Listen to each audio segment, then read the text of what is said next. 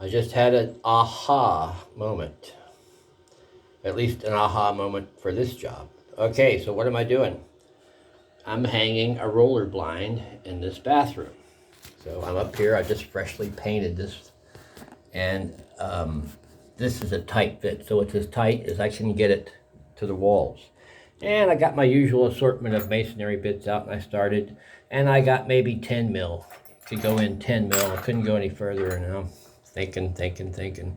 And suddenly I thought, well, why don't I try a metal blade, a metal bit, you know, a metal cutting bit? And dang, it went right through. Made it like as easy. I don't know why I've never done this before. Just like an idiot. Why didn't you do that? So all you got to do now is have a screw that's slightly bigger than this one, and you're in business. So now what I usually do with these blinds is I take a measurement to the front of this thing so that the blind is not too far inside the thing, doesn't rub it when it's going down. The person who did it before had it all the way out to the front.